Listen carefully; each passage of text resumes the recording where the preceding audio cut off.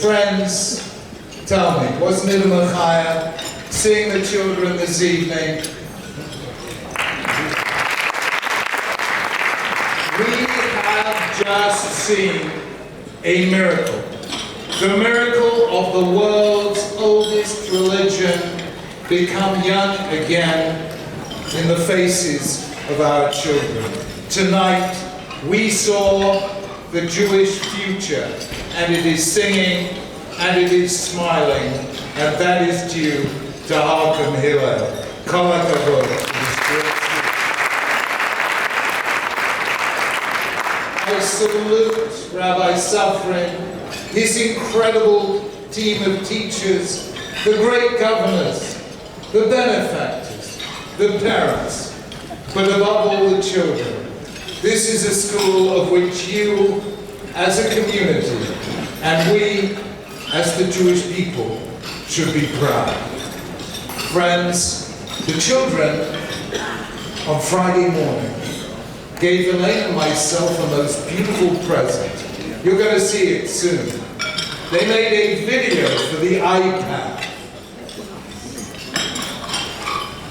And Rabbi Sacks said, would I say a word or two about this technology? So I want to share with you a fascinating story that I don't know if we all understand. Did you know that Judaism was born in a revolution of information technology? Did you know this? There have been 3 revolutions in information technology in human history, and we're living through the 4th. The 3rd one was the invention of printing in the 15th century by Gutenberg in Germany and Caxton in Britain. And because of printing, there came the rise of literacy, the birth of science, and the growth of everything we call the modern age. The first revolution in information technology was the invention of writing. Anyone know when writing was invented? Writing was invented around 4,000 to 5,000 years ago in Mesopotamia, where Abraham lived. And writing was the birth of civilization. The reason is that as soon as people could write, human knowledge could become cumulative, greater than the scope of a single memory. And writing was the birth of civilization. Writing was born 7 times independently in different places throughout the world. Mesopotamian cuneiform, Egyptian hieroglyphics, the Indus Valley script, Chinese ideograms, the Minoan language called Linear B, the Mayans and the Aztecs. 7 times writing was invented. The trouble with writing is that when you have one symbol for a word, you need to learn a lot of symbols. The 1870 Chinese dictionary, which is the latest edition I have, has 40,000 characters. Just to be literate in Chinese takes 20 years of study. Even the simplest form of hieroglyphics had 450 different symbols. And the result was not everyone could read and write. In the ancient world, you had highly stratified societies in which only a few people could read and write, and most people had no such ability. And therefore, the crucial revolution in information technology was the second revolution. And that was, anyone know? The invention of the alphabet. And do you know what the first alphabet was? The answer is Proto-Semitic, the earliest form of Hebrew. And that is why it is called the alphabet, Aleph, Bet. And the alphabet was only invented once. Every alphabet in the world is directly or indirectly descended from the earliest Hebrew alphabet. So in Greek, the first 4 letters of the Greek alphabet, alpha, beta, gamma, delta, are aleph, bet, gimel, daled. Every alphabet comes from the Proto-Semitic alphabet, the first form of Hebrew. The result is all human knowledge was reduced to a mere 22 symbols. And as a result, for the first time in history, somebody could conceive. Hashem told Moses to create, for the first time in all of history, a society of universal literacy. And that is why your motto, that's what Isaiah meant when he said, V'chol banayich limudei Hashem, all your children should be learned of Hashem, and great will be the peace of your children.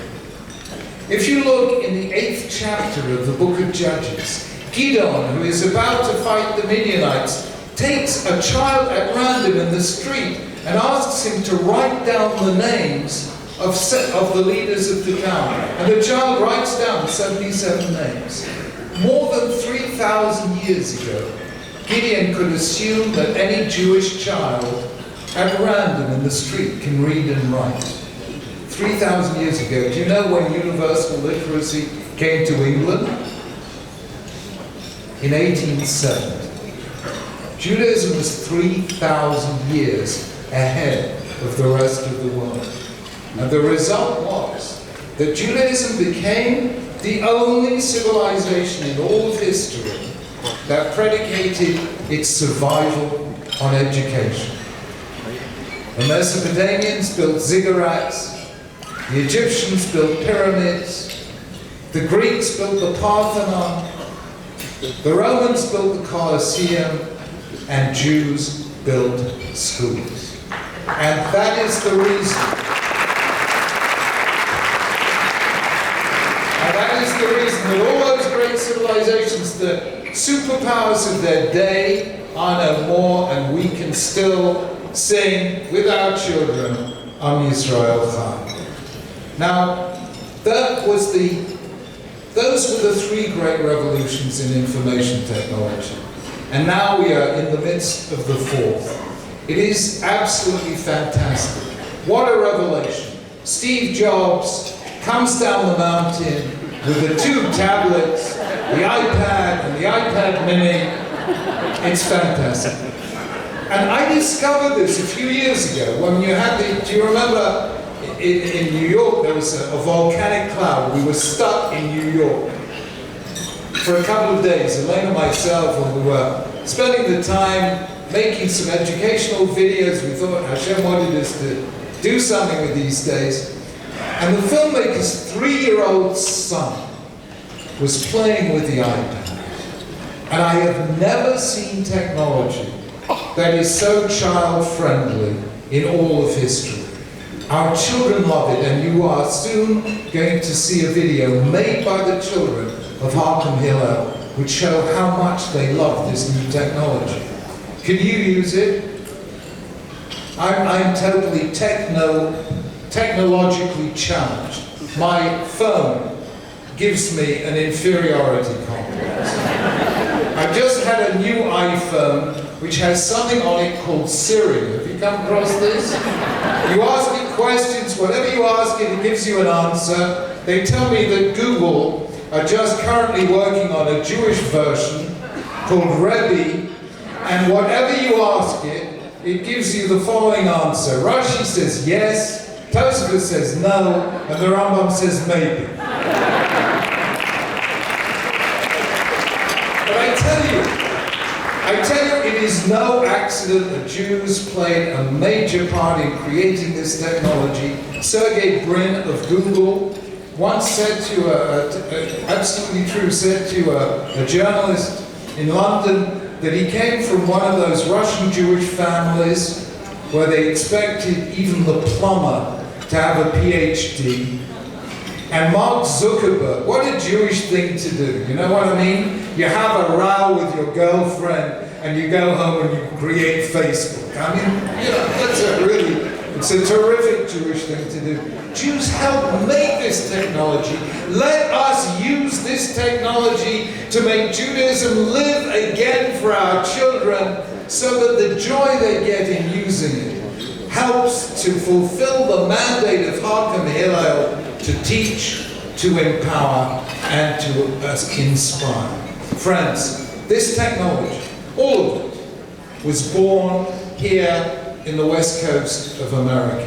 Let the West Coast of America be the place where this technology is used to be Chadesh Yomeinu Kikenem, make Torah young again, easy, accessible to all our children. It has the power to transform the Jewish world, and let that revolution happen here. Let us, all of us, help give the children of Hakam Hillel the technology to make them creative and develop an entirely new and wonderful thrill of learning Torah. Let Hakam Hillel continue to raise generations of Jewish children who grow up to be proud, knowledgeable, and committed Jews, so that they bring nachas to the Jewish people and a blessing to the world. Thank you so much.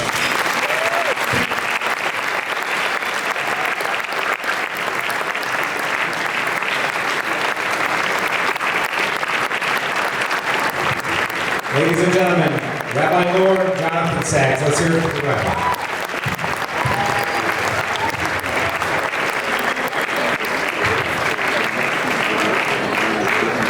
Rabbi Sacks, thank you so very much for those most moving words. I've heard you speak many times, and you're always so eloquent and you're always so inspiring. It's a daunting challenge for me to get up and speak after you speak. In fact, speaking after Rabbi Sacks makes me feel like the Myra service right after Neela.